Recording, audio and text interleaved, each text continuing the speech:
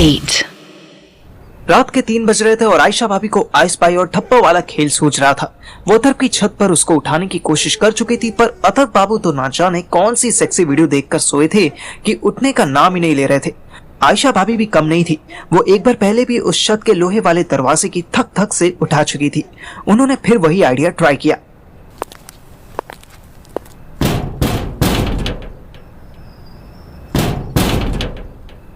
आयशा ने 2 बार दरवाजा बजाया और फिर रूम में चेक करने गई कि अथर्व उठा या नहीं, पर मेरा आलसी दोस्त तो अभी भी खोड़ी बेचकर सोया हुआ था। आयशा ने एक बार फिर डोर नॉक वाली ट्रिक ट्राई की, लेकिन इस बार भी कोई फर्क नहीं पड़ा। सुबह होने से पहले उसे वापस भी जाना था। आयशा अपना छोटा वाला फोन आज ब्रा में छुपाकर साथ लाई थी। उसने अथर्व का फोन उठाकर उसके कान के पास रख दिया और कॉल मिलाई।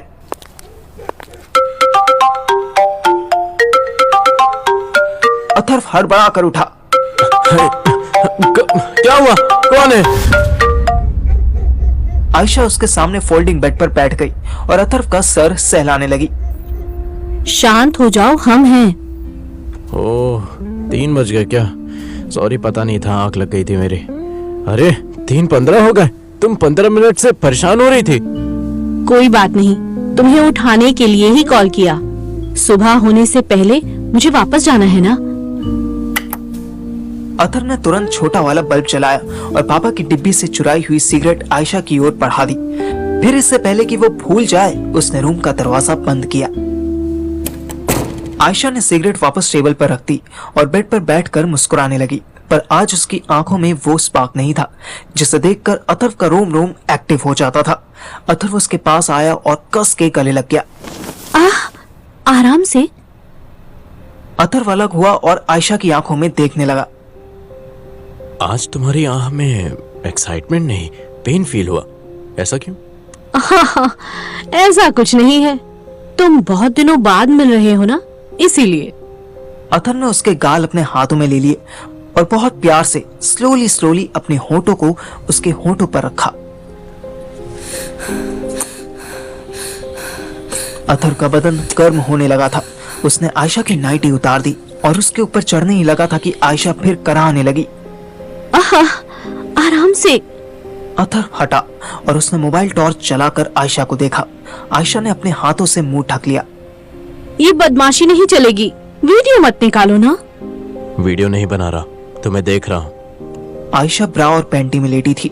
अथर्व ने ध्यान से देखा कि उसकी जितनी बॉडी विजिबल थी, ऑलमोस्ट उतने में यहाँ वहां निशान पड़े हुए थे। अथर्व ने जबरदस्ती आयशा की करवट बदली और उसकी बैक देखी। अरे क्या देख रहे हो? आयशा की पीठ पर चोट के निशान बने हुए थे। ये क्या है? कैसे हुआ? आयशा सीधी हुई और दीवार पर टेक लगाकर बैठ गई। वो बताया तो था कि सीढ़ियों से गिर गई थी। हाँ, ग्रेट वॉल ऑफ चाइना से गिरी थी क्या? पूरी बॉडी पर ब्रूजेस पड़ गए हैं। सच सच बताओ, क्या हुआ? हुसैन अंकल ने मारा तुम्हें? आयशा मुंह चुराने लगी, फिर धीरे से बोली। हम कपड़े पहन लें? नहीं, पहले बताओ क्या बात है अभी। अच्छा तो कोई चादर दे दो, हमें ठंड लग रही है। अथर्व ने पतली सी चादर उसको दे दी। आयशा ने खुद को गर्दन तक ढक लिया। जिस दिन हम पार्थिव और उसकी माशूका को पुलिस थाने से छुड़ाने गए थे, याद है? हाँ, वो कैसे भूल सकता हूँ मैं। उस दिन तुम हेल्प ना करती तो बेचारा पार्थिव का बहुत बुरा हाल हो जाता। पार्थिव तो कितना, अरे वो क्या कहते हैं, हाँ, एहसान मानता है तुम्हारा बहुत ज्यादा। वो एहसान करना बहुत भारी पड़ गया हमें। कैसे? करोल बाग थाने के एसएचओ हमारे पुराने दोस्त हैं, हमें बहुत मानते हैं। कभी उनसे हमारी बहुत घनी दोस्ती थी, पर इससे आगे कभी कुछ हो ना सका। उस रोज वो बरसों बाद मिले तो आही भरने लगे। हमने उनको कहा भी कि दिन का समय है, आप अभी ऐसे हमारे साथ मत चलिए, कोई देखेगा तो हमें ही बुरा कहेगा। पर वो माने नहीं। उनको लगा वो हकीम है, इतने बड़े थाने के एसएचओ हैं, उनके रहते कोई क्या कर लेगा। वो पुलिस जीप की बजाय अपनी टोयोटा कैमरी से हमको घर छोड़ने आ गए। और तुम्हारे पति ने देख लिया? नहीं, वो देख लेते तो कोई बात न थी, हम उनको समझा लेते। वो बहुत सरल आदमी हैं। उनसे कुछ होता नहीं तो वो बेवजह का हक भी नहीं जमाते। समस्या ये हुई कि गफ्फार मार्केट के किसी लड़के ने हमें वहां देख लिया। वो लड़का हमारे छोटे भाई का खास दोस्त था। उसने एक की चार लगाकर हमारे अब्बू को बताई।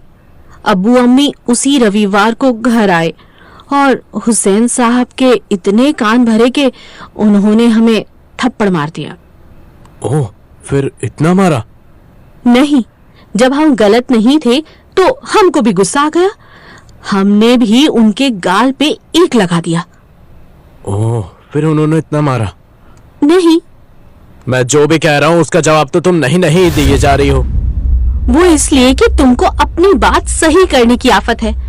तुम गुस्सा करने में लगे हो, मेरी पूरी बात सुन नहीं रहे हो।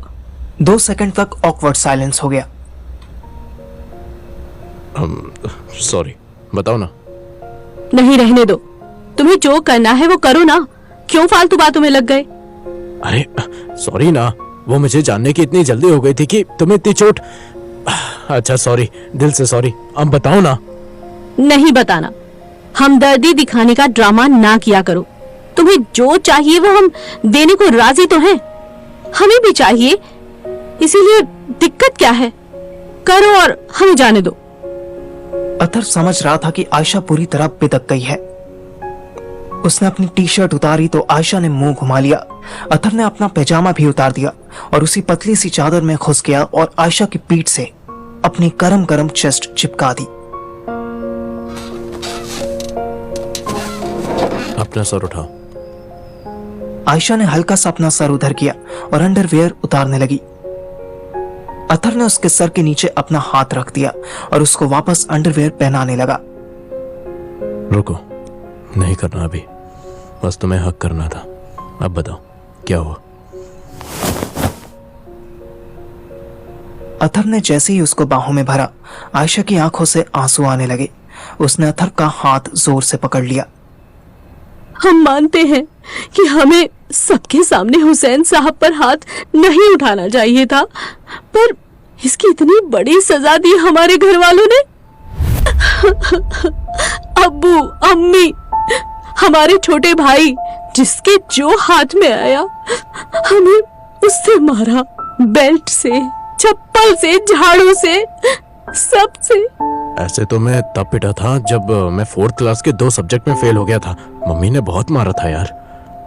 आयशा का रोना रुका और उसने गर्दन घुमाकर अतर की तरफ देखा।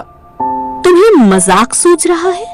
अरे नहीं नहीं, तुम पिटी हो, तुम्हें आइडिया होगा कि ऐसे घर के हर आइटम से पिटना मजाक नहीं होता। आज भी सोचता हूँ तो बैक पेन होने लगती है, पर तुम्हारे हस्बैंड ने बीच बचाव नहीं किया।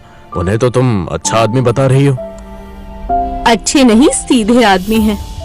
वो कुछ नहीं बोले, पर एक तरह से ठीक ही हुआ। भले ही उस एसएचओ के साथ हमारा ऐसा वैसा संबंध नहीं था, पर औरों के साथ तो था ना। तुम्हारे साथ भी तो है। यूं समझ लिया कि ऊपर वाले ने अपने गुनाहों की सजा दे दी हमें। और तुम फिर भी मुझसे मिलने आ गई। हाँ, पिछले गुनाहों का हिसाब हो गया था तो सोचा कुछ नया इकट्ठा कर लेती हूँ। आयशा ने मुस्कुराते हुए अपने आंसू पोंछे। अतर ने उसके गाल पर किस किया और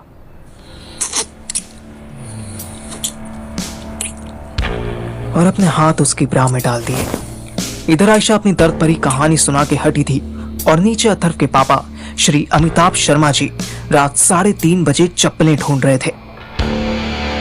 पापा बेचारे 11 बजे ही बेड पर चले गए थे, पर उनको चैन की नींद 1 बजे के बाद ही आई थी। मगर फिर 3 बजे के आसपास उनको एक सपना आया कि छत के रास्ते कोई चोर घर में घुस रहा है, पर वो चोर सीढ़ियां उतरने से पहले छत का दरवाजा बजा रहा है ताकि कोई जाग रहा हो तो अभी बाहर आ जाए। फिर पापा ने देखा कि वो चोर उनकी एश ट्रे से आधी जली सिगरेट उठाने लगा। पापा की सपने में नींद खुली और उन्होंने उस चोर को पकड़ लिया। चोर ने ब्लैक मास्क पहना था। उन्होंने जैसे ही चोर का मास्क हटाया तो वो उनका साला गुंजन निकला। पापा हड़बड़ा के उठ गए। 3:30 बज रहे थे। उन्होंने पहले पानी पिया, फिर वॉशरूम होकर आए। बाहर आने के बाद वो 2 सेकंड रिलैक्स भी नहीं हो पाए थे कि उनका मन छत का दरवाजा चेक करने के लिए मचलने लगा। पापा धीरे धीरे छत पर पहुंचे। उनके सपने का स्टेप 1 तो सही साबित हुआ था। छत का दरवाजा खुला था। वो छत पर पहुंचे तो छत के छोटे से रूम से पिद्दी से बल्ब की रोशनी भी बाहर आ रही थी। वो और दबे पांव आगे बढ़े। दरवाजा हालांकि अंदर से बंद था, पर उस लोहे के गेट से अंदर झांकने पर बेड दिखाई देता था। पापा को वहां अथर्व तो सोता दिखाई, साथ में एक लंबे बाल वाली औरत भी दिखी जिसकी नंगी पीठ उनकी तरफ थी। वो उसका चेहरा नहीं देख पाए। पापा को शायद बहुत गुस्सा आया होगा या शायद वो अथर्व से और नाराज हुए होंगे, लेकिन उन्होंने तब एक ऐसा अनएक्सपेक्टेड स्टेप लिया जिसकी ना अथर्व को उम्मीद थी, ना मैं कभी सपने में सोच सकता था।